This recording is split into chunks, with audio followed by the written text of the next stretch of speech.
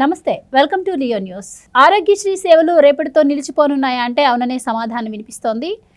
ఆరోగ్యశ్రీ ట్రస్టుకు అందించవలసిన 100 కోట్ల బకాయిలను ఇప్పటి వరకు కూడా ఏపీ గవర్నమెంట్ అందించని పరిస్థితి. మరి ఈ నేపథ్యంలోనే రేపటి నుంచి సేవలు నిలిపివేస్తున్నట్టు Aarogyasri trust Andhra Pradesh speciality association అయితే లేఖ విడుదల చేసిన పరిస్థితి. మరి దీని గురించి మరిన్ని వివరాలు తెలుసుకునే ప్రయత్నం చేద్దాం. మనతో ఉన్నారు senior political journalist Durga Kumar గారు. నమస్కారం సార్. నమస్కారం మా గోవర్ధన, మన వీక్షకులు కూడా నమస్కారం సార్. మాట్లాడితే చాలు పేదలకు పెత్తందాలకు జరుగుతున్న యుద్ధం అంటారు. మరి మా పార్టీ పేద పార్టీ అంటారు. మరి పేదలకు అందాల్సిన వైద్యం అందకుండా రేపటి నుంచి వాళ్ళ పరిస్థితి ఏంటి అంటే, మరి ఇప్పటి వరకు కొత్తగా జాయిన్ అయ్యే వాళ్ళ పరిస్థితి ఏమో కానీ ఇప్పటికీ ట్రీట్మెంట్ తీసుకుంటున్న వాళ్ళ పరిస్థితి ఏంటో తెలియదు. ఆయన వెళ్ళి విదేశాల్లో కూర్చున్నారు. మరి ఇప్పుడు పేదలు ఎంత అవస్థలు పడుతుంటే ఆయన అక్కడ కూర్చొని ఉంటాం. మరి రేపటి నుంచి ఆరోగ్యశ్రీ సేవలు నిలిచిపోవడం, ఇప్పటికీ ఎన్నో అప్పుల్లో ఉంది రాష్ట్రం. చూసుకుంటే ఎన్నో తాకట్టు పెట్టిన పరిస్థితి. ఇప్పుడు ఆరోగ్యశ్రీకి కూడా ట్రస్ట్కి కూడా వీళ్ళు నిధులు కేటాయించలేదని తెలుస్తోంది. సో ఎలా చూడొచ్చు అంటారు సార్ ఓవరాల్గా ఈ పరిస్థితి? ఇప్పుడు మీరు అడిగారు కదమ్మా, ఇది పేదల ప్రభుత్వం అని. ఇప్పుడు ఈ ప్రభుత్వం రాగానే చేసిన పని అన్నా క్యాంటీన్లు తీసేసింది. అసలు నిజంగా పేదల పట్ల నిజమైన ప్రేమ ఉంటే అన్నా క్యాంటీన్లు తీసేస్తారమ్మా. అది అన్నం పెట్టేది రోజువారీ పేదలందరికీ కూడా రాష్ట్ర వ్యాప్తంగా గత ప్రభుత్వం పెట్టి అమలు చేస్తున్నప్పుడు ఈ ప్రభుత్వం రాగానే పేదల పొట్ట మీద కొట్టినట్టు అయింది కదా. కాబట్టి మనం ఆ చెప్తున్న మాటలను నమ్మే పరిస్థితి లేదు. చెప్తున్న మాటలు వేరే ఉన్నాయి, ఆచరణ వేరేగా ఉంది పేదల పట్ల. ఇప్పుడు ఆరోగ్యశ్రీ పథకం ఉంది, అది పేదలకు సంబంధించిందే కదా. తర్వాత ప్రభుత్వ ఆసుపత్రులు ఉన్నాయి. ప్రభుత్వ ఆసుపత్రులకి కార్పొరేట్ ఆసుపత్రులకి వెళ్ళగలిగే వాళ్ళు ఎవరు ఈ ఆసుపత్రులకి రారు కదా. కాబట్టి ఆ ఆసుపత్రుల మౌలిక సదుపాయాలు మెరుగుపరచడమే నిజమైన ప్రజాప్రభుత్వం చేయాల్సిన పని. కానీ ప్రభుత్వ ఆసుపత్రుల్లో మౌలిక సదుపాయాలు మెరుగుపరచడానికి ఈ ప్రభుత్వం ఏ విధంగా కూడా నిధులు కేటాయించట్లేదు అనేది అనేక సందర్భాల్లో బయటపడింది. వాటికి సంబంధించిన మందులు కానీ, పరికరాలు కానీ, బెడ్లు కానీ ఏవైనా కూడా వాటికి సంబంధించిన ఈ మందులు సంబంధించిన ఇతర ఆపరేషన్కి సంబంధించిన కన్జ్యూమబుల్స్ అవి ప్రతి ఆపరేషన్కి అవసరం పడతాయి. అట్లాంటివి సప్లై చేయటంలో వెనకబడింది. ఇప్పుడు డాక్టర్ సుధాకర్ గారు చనిపోవటానికి కారణం ఏంటి? మాస్కులు ఇవ్వలేదని ఆయన చెప్పటమే కదా కారణం. అక్కడే మనకు అర్థమవుతుందిగా, ప్రభుత్వం కరోనా వచ్చి గడపలో నుంచుంటే మీరు మాస్కులు కూడా ఇవ్వలేదని ఆయన చెప్పిన కారణానికి ఆయన్ని చంపేరాక వెంటబడింది ప్రభుత్వం. కాబట్టి ఈ ప్రభుత్వంకి అసలు పేదల మీద కానీ లేకపోతే ప్రభుత్వ ఆసుపత్రుల పనితీరు గురించి ఎవరన్నా వాస్తవాలు చెబితే తట్టుకునే పరిస్థితి లేదు.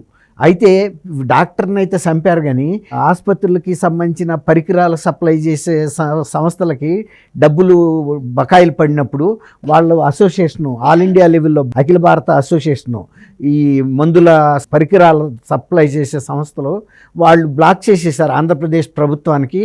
ఇక నుంచి ఎవరు కూడా తయారీదారి సభ్యులు, మన సభ్యులు ఎవరు కూడా సప్లై చేయొద్దని లేఖలు రాశారు వాళ్ళు ప్రభుత్వానికి. అనేక సార్లు రిక్వెస్ట్ చేసి అడిగినా కూడా ప్రభుత్వం ఇవ్వకపోతే కనీసం ఇక నుంచి అయినా సప్లై చేసి అనవసరంగా మీరు ఆర్థిక ఇబ్బందుల్లో ఇరుక్కోవద్దు అని చెప్పి బ్లాక్ చేశారు. అది ప్రభుత్వానికి కొత్త కాదు. అట్లాగే ఈ స్పెషాలిటీ హాస్పిటల్స్ అసోసియేషన్ అని ఉంది, ఆంధ్రప్రదేశ్ స్పెషాలిటీ అసోసియేషన్. వీటిల్లోనే ఆరోగ్య సేవలు అందిస్తూ ఉంటారు. వాళ్ళు ఈ ఆరోగ్య సేవ పేషెంట్స్ గురించి ఎక్కువ మంది సిబ్బందిని పెంచుకోవటం, బెడ్లు పెంచుకోవటం, ఇతర మౌలిక సదుపాయాలు పెంచుకోవటం ఇవన్నీ జరుగుతున్నాయి. వాటి అన్నిటికీ కూడా వాళ్ళు నెలసరి ఖర్చులు ఇవ్వాలి వాళ్ళకి, స్టాఫ్కి కానీ. తర్వాత ప్రతిదీ కూడా పెరుగుతుంది ఆదాయం. వాళ్ళ కరెంటు బిల్లులు పెరుగుతాయి, స్టాఫ్ శాలరీస్ పెరుగుతాయి, తర్వాత వాళ్ళకి కావాల్సిన మందులు ఇవన్నీ కూడా ఎక్విప్ చేసుకోవాలి, తర్వాత ఆపరేషన్కి సంబంధించిన పరికరాలన్నీ చేసుకోవాలి. అయితే వాళ్ళు అనేక సార్లు వీళ్ళు బకాయిలు పడి వాళ్ళ ఆసుపత్రుల్లో నిర్వహణ చేసుకోలేక అనేక మంది స్టాఫ్ను కూడా వాళ్ళు తీసేశారు. కొన్ని సెక్షన్లు మూసేశారు, కొన్ని స్పెషాలిటీస్ మూసేశారు. ఆ డాక్టర్స్ని మా దగ్గర డబ్బులు లేవని. అట్లాంటప్పుడు కూడా అనేక సార్లు ప్రభుత్వానికి హెచ్చరికలు చేశారు, మేము మీ సేవలు ఆపేస్తున్నామని. ఆపేసిన సందర్భాలు కూడా ఉన్నాయి. ఆపేసి పేషెంట్స్ని తిప్పంపించేశారు. వాళ్ళకి మానవత్వం లోపల ఉన్నా కూడా వాళ్ళకి ఆర్థిక పరిస్థితి సహకరించట్లేదు. ప్రభుత్వం కూడా డబ్బులు ఇవ్వకపోతే వీళ్ళు ఎలా నిర్వహిస్తారు ఇంత పెద్ద ఆసుపత్రులు అనే ఒక కనీస జ్ఞానం కూడా లేకుండా ఆ బకాయిలు పెంచుకుంటూ వెళ్ళిపోయింది. ప్రతి నెల 200 నుంచి 300 కోట్ల రూపాయల బకాయిలు అయ్యి ఇవాళ 1300 కోట్ల నికర బకాయిలు తేలినాయి. వీళ్ళు ముఖ్యంగా ఒక వైజాగ్లోనే దాదాపు 200 నుంచి 250 కోట్లు ఇవ్వాలి వైజాగ్ హాస్పిటల్స్కే. వీళ్ళందరూ కూడా సమావేశమయ్యి ఇక్కడ ఆంధ్రప్రదేశ్ ప్రభుత్వం ఎన్నిసార్లు మనం ఇట్లా చేసినా కూడా నిధులు విడుదల చేయట్లేదు, ఆరోగ్యశ్రీ ఈ అసోసియేషన్ ఇది ఉంటుంది కదా ఆర్గనైజేషను, దాని సీఈఓకి ఇచ్చారు, చీఫ్ సెక్రటరీకి ఇచ్చారు, ఇప్పుడైతే ఎలక్షన్ కమిషనర్ కూడా స్టేట్ ఎలక్షన్ కమిషనర్ కూడా ఇచ్చారు. ఎందుకంటే కనీసం వాళ్ళైనా ఇంటర్వ్యూన్ అయ్యి ఈ సందర్భంలో ఏమన్నా రిలీజ్ చేయిస్తారేమోనని. ఇప్పుడు స్టేట్ ఎలక్షన్ కమిషన్ రాస్తే మాత్రం వీళ్ళు విడుదల చేయకూడదు అనుకున్నప్పుడు వచ్చిన నిధులు వచ్చినట్టు వీటన్నిటికీ కాకుండా తర్వాత వెల్ఫేర్ కార్యక్రమాలు సంక్షేమానికి ఇవ్వాల్సిన నిధులను కూడా వీళ్ళు తమ సొంత కాంట్రాక్టర్లకి, వాళ్ళకి బంధువులకి, వాళ్ళ అనుయాయులు, పార్టీ నాయకులకి సంబంధించిన సంస్థలు పెద్దిరెడ్డి రామచంద్రారెడ్డి, అవినాష్ రెడ్డి ఇలా పార్టీలో ఉన్న పెద్ద పెద్ద కాంట్రాక్టర్లకు బిల్లులు ఇవ్వడానికి ఇచ్చిన ప్రాధాన్యత ఇలా ఆరోగ్యశ్రీకి కానీ తర్వాత సంక్షేమ కార్యక్రమాలకు కానీ ఇవ్వటం లేదు.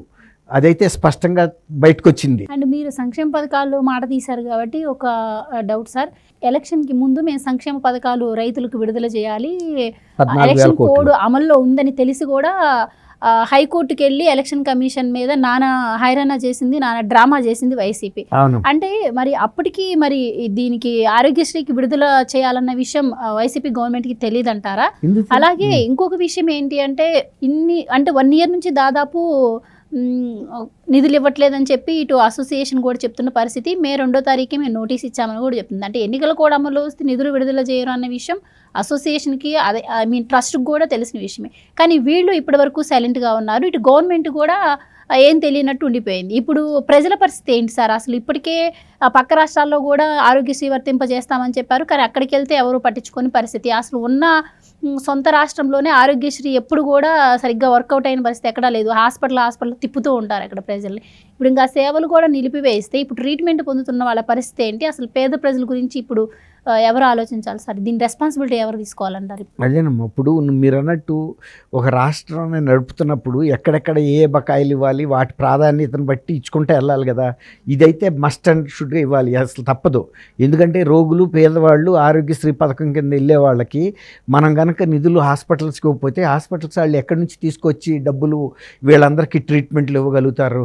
ఏదైనా మినిమం చూస్తుంటే పర్వాలేదు. వాళ్ళ ఆసుపత్రుల నిర్వహణ కష్టమైపోయి వాళ్ళ దైనందిన కార్యక్రమాల ఖర్చులకి కూడా వాళ్ళు పెట్టుకోలేని పరిస్థితుల్లో ప్రభుత్వానికి అనేక సార్లు మర్యాదపూర్వకంగాను అభ్యర్థనపూర్వకంగాను లేఖలు రాస్తున్నారు, వాళ్ళ దృష్టికి తీసుకెళ్తున్నారు. మీరు అన్నారు ఇప్పుడు మొన్న 14,000 కోట్లు తీసుకొచ్చి కేంద్ర ఎన్నికల సంఘానికి మేము రిలీజ్ చేయడానికి రెడీగా ఉండాం, మాకు పర్మిషన్ ఇవ్వండి, ఇవి ఎప్పుడో మేము జనవరి నుంచి నొక్కుతున్న బటన్స్కి సంబంధించిన బకాయిలు అని కూడా వాళ్ళు ఆ రోజు చెప్పారు. 14,000 కోట్లు వచ్చినాయి అని. అయితే ఎలక్షన్స్ కమిషన్ కూడా కొన్ని అనుమానాలు వచ్చినాయి. అసలు మీరు ఈ ప్రతి నెల ఇవ్వాల్సిన కార్యక్రమాలన్నింటినీ ఇన్ని రోజులు బంద్ చేసి పెట్టుకుని ఇప్పుడు తీసుకొచ్చి మీరు ఇస్తామని అంటుంటే ఇది ఎట్టా సాధ్యం? మరి ఇద్దరికి, ప్రతిపక్షానికి మీకు సమాన అవకాశం ఇవ్వాలి. మీకు గనక మేము ఈ అవకాశం ఇస్తే రేపు అది మీకు అడ్వాంటేజ్ అవుతుంది, ఉత్తరోత్తర కొన్ని ఎన్నికల నిబంధనలను ఉల్లంఘించినట్టు అవుద్దని అభ్యంతరం పెట్టింది. అభ్యంతరం పెట్టినప్పుడు ఆ నిధులను అట్లా పక్కన పెట్టి ఉంచాలి కదా. అది వాటికి ఎన్స్క్రోలో అంటారు దాన్ని, ఒక జాయింట్ అకౌంట్లో. వాళ్ళకి ఆ రోజుకి తెలుసు వీటన్నిటినీ ప్రాధాన్యతగా అంశాలను కూడా పక్కన పెట్టి అప్పుడు కేవలం ఎన్నికల కోసం, ఓట్ల కోసం రైతులకు గనక అది ఇస్తే ఎన్నికల లబ్ధి పొందుతని చూశారు తప్ప ఈ పేద రోగులకు సంబంధించిన ట్రీట్మెంట్కి వాళ్ళకి ప్రయారిటీ ఇవ్వాల.